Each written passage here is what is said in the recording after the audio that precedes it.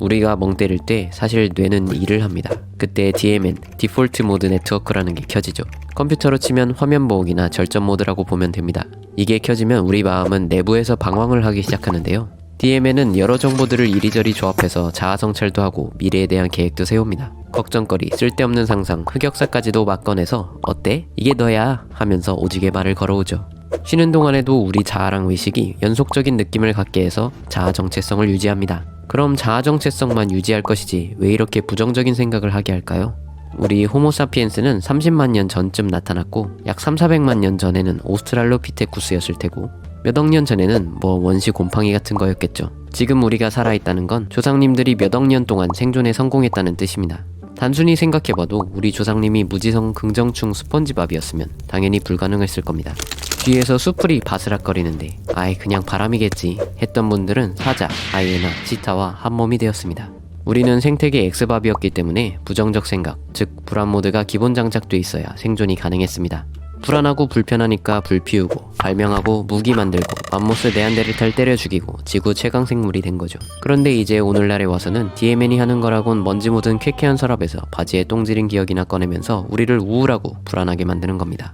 그러니까 이제는 화면 보호기는 그만 보고 현재에 집중해야 행복해질 수 있다는 겁니다. 하버드 대학교의 연구에 따르면 50%는 일할 때 딴 생각을 합니다.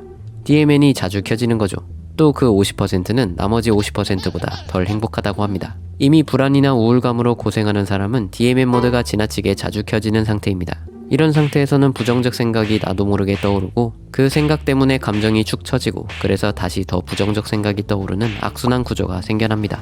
이 기능을 끌 방법은 의도적으로 지금 눈앞의 일에 집중하는 겁니다. 책을 읽을 때 종이의 질감, 책을 넘기는 느낌이나 숨 쉬는 느낌, 폐의 느낌 이런 것들에 집중해보는 겁니다. 우리 뇌는 두 개입니다.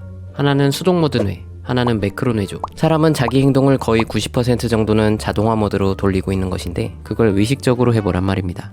그럴 때 DMN 모드는 꺼집니다. 물론 그 와중에도 거지 같은 생각이 떠오를 수 있죠. 하지만 잘 무시하셔야 합니다. 그 생각에 대해 또 이런저런 생각을 하면 안 됩니다. 응 왔니? 인사 정도는 괜찮습니다. 무시하기, 그리고 현재에 집중하는 훈련을 하다 보면 뇌가 변화하기 시작합니다.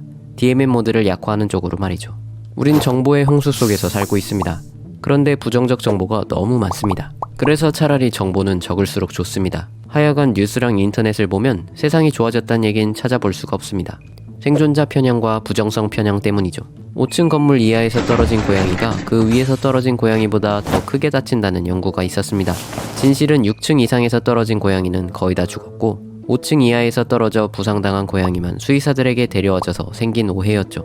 무슨 도봉구 킹갓 제네럴 엠퍼러 리젠시빌 엘리시움 도봉 더 퍼스트 클래스 오지고지리고 아파트 5층에 사는 초등학생 순이가 받아쓰기 100점을 맞았대요 하는 뉴스는 아무도 관심이 없을 겁니다. 사람들이 관심 갖는 부정적이고 충격적인 얘기니까 선택되어 뉴스에 나오는 거고 그걸 보고 사람들은 아 세상은 똥으로 가득 차 있구나 하는 거죠. SNS도 똑같습니다. 집에서 구수한 황토장판 위 빨간 나무 밥상에 대충 끓인 라면 먹는 거 이런 게 올라올까요? 아니면 해외여행 사진, 입사하자마자 팀장 달고 벤츠 운전대 찍어놓는 재무설계사 사진 이런 게 올라올까요? 자랑할 게 없는 사람은 올리지도 않겠죠. 그러니까 SNS가 보면 무슨 벼락부자들만 있나 싶을 정도로 잘 삽니다. 나 빼고요. 나 자신이 초라해 보이겠죠.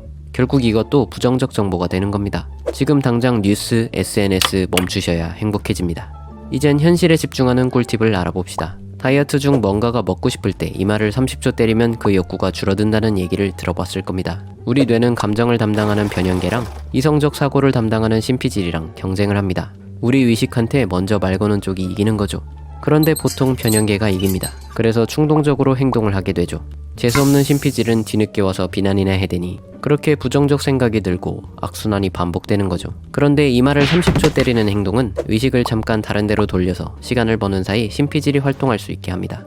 꼭 이마가 아니더라도 벽이나 책상을 두드려도 무려 충동이 60%는 감소한다고 합니다. 또 의식을 의도적으로 분산시켜서 집중력을 유지시킬 수도 있습니다. 중요한 일에 집중해야만 할 때는 간단한 낙서나 딴짓을 해보는 겁니다. 우리 뇌는 멀티태스킹도 못하지만 그렇다고 한 가지 일에 집중을 잘하는 것도 아닙니다. 아주 모순덩어리죠. 딱 한 가지 일에 과도하게 집중하면 뇌 과부하가 와서 뇌가 금방 지치는데 낙서 같은 무의식적인 행동은 오히려 집중력을 살짝 분산시켜서 뇌가 금방 지치지 않게 도와주고 잡생각이 일어나는 걸 방지할 수 있습니다. 스트레스, 불안은 인간이라면 누구나 가지고 있습니다. 왜냐면 그게 없었던 사람은 사자가 맛있게 먹었기 때문입니다. 그러니까 남들 다 겪는 그 감정들을 어떻게 처리하느냐에 따라 인생이 달라질 겁니다. 동전 던지기로 결정해서 할 일 미루지 않고 행복해지는 방법, 억지 웃음으로 스트레스를 해소하는 방법, 그렇군 병먹금으로 멘탈 강화하는 법 등 머릿속 생각 스위치를 끄고 불안감에서 벗어나고 싶을 때 실험으로 검증된 인생의 행복 비법 45가지가 담긴 서사원 출판사의 나는 왜 생각이 많을까를 읽어보시기 바랍니다. 감사합니다.